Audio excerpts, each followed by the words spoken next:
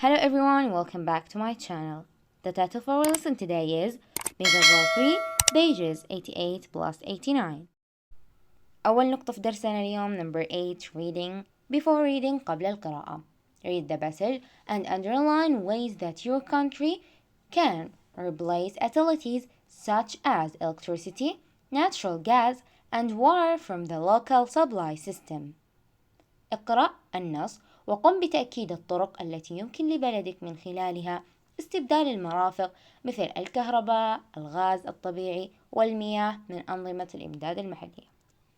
الإجابة نقدر نقول The power of the turbine can be generated. يمكن توليد قوة من التوربين سواء كانت هذه القوة لتوليد كهرباء أو غاز أو مياه. Living off the grid. Imagine heating your home without relying on the local power plant. Wouldn't it feel good to meet your need for electricity without harming the environment? For a growing number of people, these ideas have become reality. Out of concern for the environment and a desire for self-reliance, these people have made the bold decision to live off the grid. What exactly is the grid?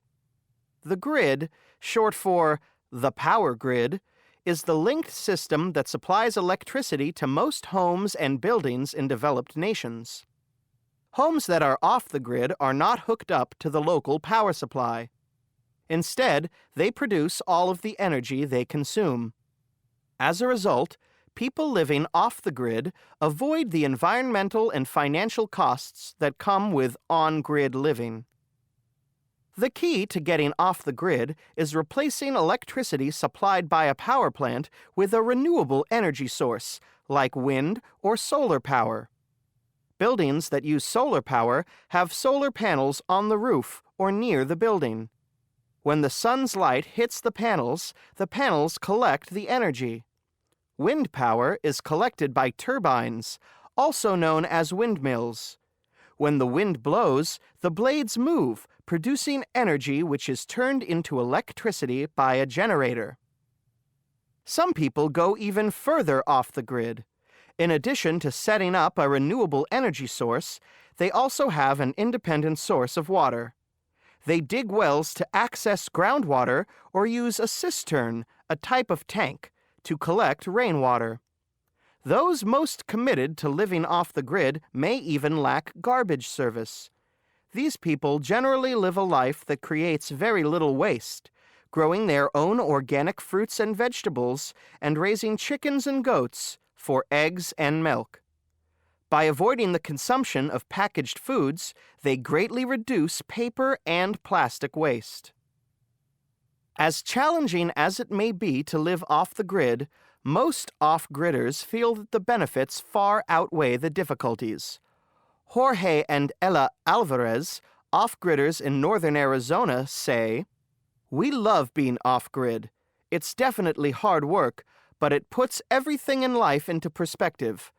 It's surprising to find just how much you can do without." Many people think we have a harsh and depressing lifestyle. Nothing could be further from the truth. We see living off the grid as a gift that has allowed us to be more in touch with nature and each other. This view is shared by Wendy Johnston, a mother of 3 living off the grid with her family in Ontario, Canada. Wendy recalls, "In the house I grew up in, we would leave lights on all day, the thermostat up at night, and water running without a second thought.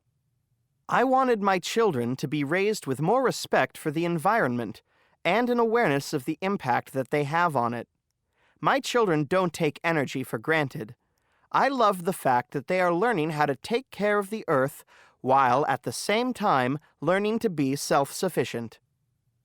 Wendy admits that living off the grid has its difficulties.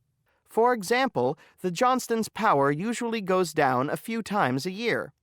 However, Wendy reflects, "The funny thing is that these often turn out to be some of our best times as a family. The power outages have an unexpected way of bringing us closer together. We read books and play games by candlelight, or we get together and tell stories." Living off the grid entails sacrifices and is certainly not for everyone.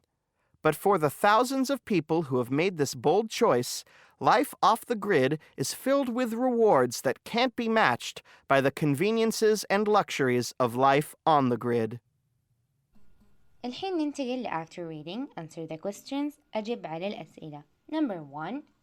What are some public utilities that most of us rely upon? ما هي بعض المرافق العامة التي يعتمد عليها معظمنا؟ Number 2. Define the grid. حدد الشبكة أو النطاق أو عرف. Number 3. How does wind energy work? كيف تعمل طاقة الرياح؟ Number 4. What are some reasons people choose to live off the grid? ما هي بعض الأسباب التي تجعل الناس يختارون العيش خارج الشبكة أو خارج النطاق؟ Number 5. What are two alternatives to using a public water utility? ما البديلان لاستخدام مرفق المياه العامة؟ Number 6. How could someone reduce his or her waste? كيف يمكن للشخص أن يقلل من نفاياته؟ The answers. Number 1. Electricity, natural gas, and water. الكهرباء، الغاز الطبيعي، والمياه. Number 2.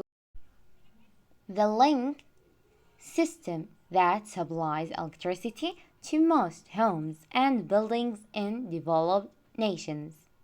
النظام المرتبط الذي يوفر الكهرباء لمعظم المنازل والمباني في الدول المتقدمة. Number 3. When the wind blows, windmills turn, producing energy which is turned into electricity by a generator. عندما تهب الرياح تدور الطواحين أو التوربينات طواحين الهواء وتنتج طاقة يتم تحويلها إلى كهرباء بواسطة مولد. Number 4. Concern for the environment and a desire for self-reliance. الاهتمام بالبيئة والرغبة في الاعتماد على الذات. Number 5. A private well or cistern to collect rainwater. بئر خاص أو صهريج لتجميع مياه الأمطار. Number 6. By growing their own fruits and vegetables and raising and tending animals for food. بزراعة الفواكه أو عن طريق زراعة الفواكه والخضروات الخاصة بهم وتربية الحيوانات ورعايتها للحصول على الطعام. ننتقل number 9. Speaking. Number 1. Work in groups. Discuss how a family can live off the grid in your country and use the chart to make notes. اعمل في مجموعات. ناقش كيف يمكن لعائلة أن تعيش خارج الإطار أو خارج الشبكة في بلدك واستخدم الشكل البياني لتدوين الملاحظات. Number 2. Compare and discuss your ideas in a class. قارن وناقش أفكارك في الفصل. عندنا أول خانة على اليسار Public Utility المرافق العامة واللي هي Number 1. Local Electricity Supply التيار الكهربائي المحلي. Number 2. Cooking and Heating Gas غاز للطبخ والتدفئة. Number 3. Local Water Supply إمدادات المياه المحلية.